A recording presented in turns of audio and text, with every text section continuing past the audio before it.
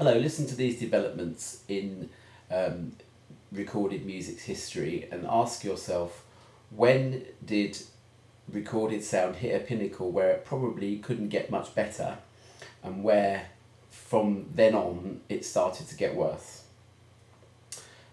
The wax cylinder, the 78 shellac disc, the vinyl disc, the speed format war between 33 and 45, the tape, the multi-track tape, 8-track recording, 16-track recording, 24-track recording, the SSL mixing desk, digital recording, the download, i.e. the MP3 download. Right, well, I'm not going to spoil the fun for you by sort of telling you my opinion, because it's not really my opinion. What I've been reading lately and what I've recently finished reading is this book by a chap called Greg Milner, and it's called Perfecting Sound Forever. It's a very easy but enlightening read. It's not highly technical, it's more about the personalities behind it, and really in terms of things like format wars, like the 33 and format war. Really, it describes people's opinions, and you know, there's some very, very interesting stuff about it. I'm going to give you a flavour of this book now, because I think this is something that really ought to be on everyone's Christmas list. It's getting up to that time again. It's September now. It is September of 2010, September the 5th, 2010. So yeah, this is a great book. I'm going to read you a little extract from it now, just to give you a flavour of what it's like, and it's regarding the loudness war, and regarding what they would cite as probably the one of the first and worst loudness ward albums, and that is Californication by the Red Hot Chili Peppers, which was released in 1998. So this is from chapter 7.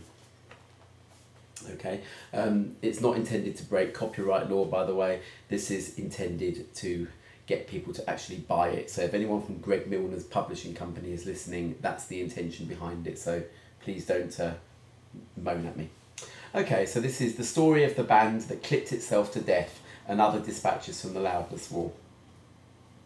It had been 4 years since the last Red Hot Chili Peppers album, and much had changed in the music business. Growth had slowed, the industry was unstable and rife with mergers and firings, the internet was screwing up the business plan, and the alternative rock juggernaut was waning. The Chili Peppers had ridden that wave with their 4 times platinum 1991 album Blood Sugar Sex Magic, and then waited 4 years for the follow-up One Hot Minute, which had gone platinum only once. The band had managed to hang together through 15 years of drugs, death and personnel changes, but nobody in this business seemed to have careers anymore. For the Chili Peppers to do it again, they'd have to hit the ground running like a breakout act. Sorry, I've got an itchy nose. The Chili Peppers made Californication with longtime producer Rick Rubin and engineer Jim Scott. The finished recording was given to mastering engineer Vlad O'Meller, whose job was to perform the final steps that would turn it into a CD. The most significant thing he did was to make the music sound big and leap out of your speakers loud. Scar Tissue, the first single from Californication, was released to radio a few weeks before the album was available. There were hundreds of radio engineers out there, ready and willing to do to their station's signals what Mellor had done to Californication. They too wanted an explosive, attention-getting sound. Every station has its own unique way of processing its signal, but typically the first thing the signal would encounter is something called a phase rotator.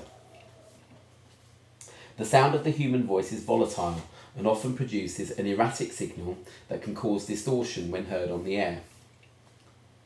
The phase rotator smooths out this signal. In doing so, it radically changes the shape of the waveform generated by the voice. This didn't present a problem for CDs a few years earlier, before people like Mellor started making them sound so loud.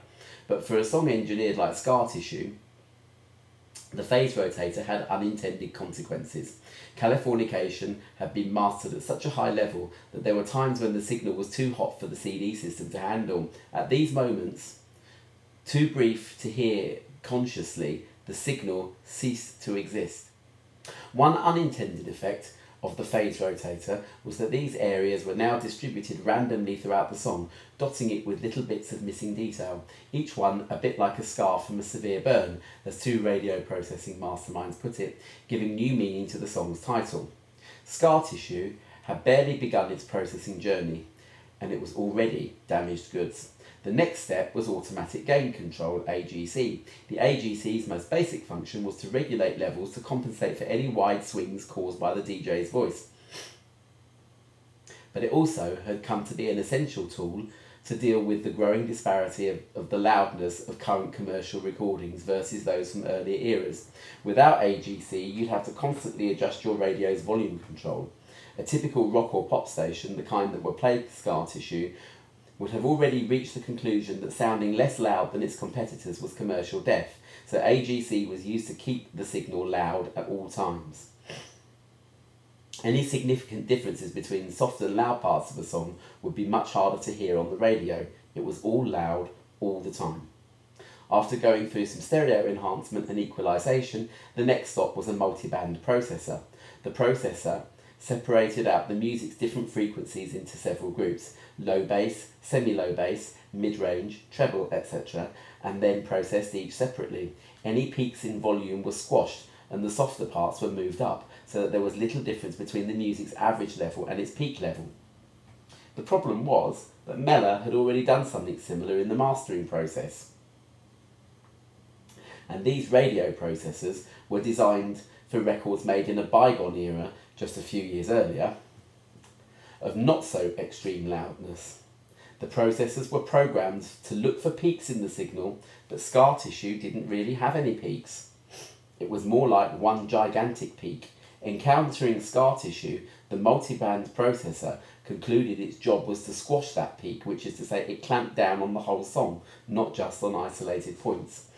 The end result was that when the new Red Hot Chili Peppers single, which had been mastered to sound as loud as possible and thus herald the return of this mighty band, came blasting out of the speakers, it actually sounded less loud than records the station was playing that were mastered at much lower levels. To be clear, Scar Tissue was made to sound big, broadcast via a process designed to make radio stations sound big, and came out on the other end sounding smaller than it would have had it not been made to sound so big in the first place.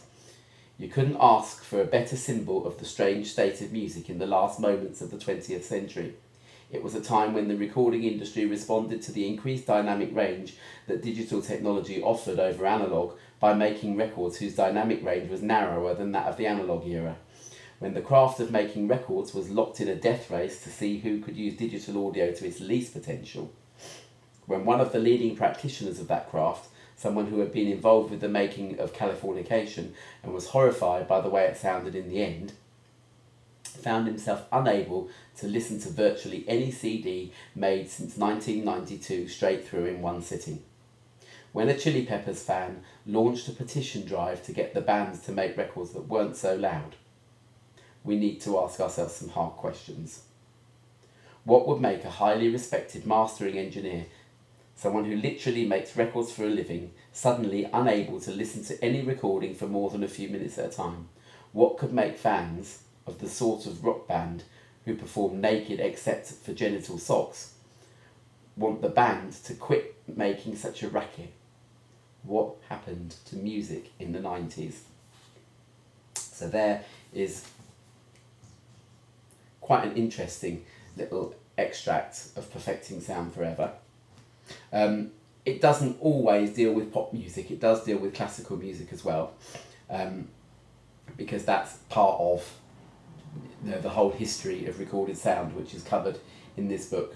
It's a really interesting read. I would recommend it to anybody. Bye.